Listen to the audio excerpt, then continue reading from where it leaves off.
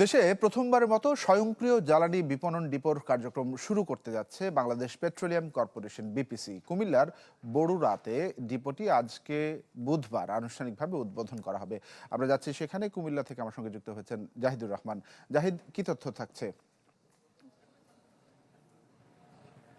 তানভীর, কিছুক্ষণ আগে আমি যেখানটা দাঁড়িয়ে আছি সেখানে আপনার বাংলাদেশ পেট্রোলিয়াম কর্পোরেশনের চেয়ারম্যান তিনি এসেছেন এবং আধা ঘন্টা পরই এটা উদ্বোধন করার কথা রয়েছে, আমরা এটুকু তাদের কাছ থেকে জানতে পেরেছি। এছাড়াও প্রশাসনের কর্মকর্তারাও কিন্তু এখানে এসেছেন। তো এটা আসলে জ্বালানি বিপণনে বলা যায় যে একটা মাইলফলক কুমিল্লার জন্য হয়ে থাকবে আজকের এই দিনটি। তো এটা কি? ও এটা? কেন তুমি জানো না? ইলেকট্রা দিচ্ছে এক্সচেঞ্জ অফার।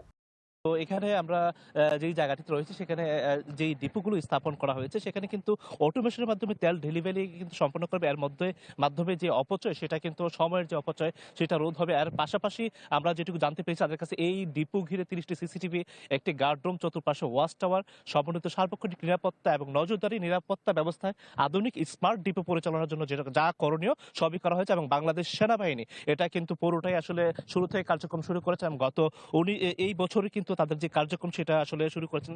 তো এক্ষেত্রে বলা যায় যে আসলে এটা জ্বালানি বিপণনের নতুন একটি মাইলফলক কুমিল্লার না, সারা দেশের জন্যই যুক্ত হয়েছে এবং এর মধ্য দিয়ে অটোমেটেড পদ্ধতিতে আসলে সারা দেশেই কিন্তু এটা ছড়িয়ে পড়বে। প্রাথমিকভাবে আমরা আমরা যেটুকু জানতে পেরেছি যে দেশের জ্বালানি তেলের যে ক্রমবর্ধমান ভবিষ্যৎ, সেই চাহিদাকে লক্ষ্য রেখেই মূলত এই ডিপোর কার্যক্রম। আমরা আসলে উদ্বোধনের পর তাদের কাছ থেকে আরো বিস্তারিত তথ্য জানতে পারবো এবং যেহেতু চেয়ারম্যান আসছেন, তিনি উদ্বোধনের মধ্য দিয়ে আরো অনেক ধরনের এটা আসলে কি কি সুবিধা পাবে জ্বালানি তেল বিপণনের ক্ষেত্রে সেটাও কিন্তু আমাদেরকে জানাবেন। এইটুকু আমরা তথ্য জানতে পেরেছি। তো জি এই ছিল এখান থেকে সর্বশেষ। তানভীর।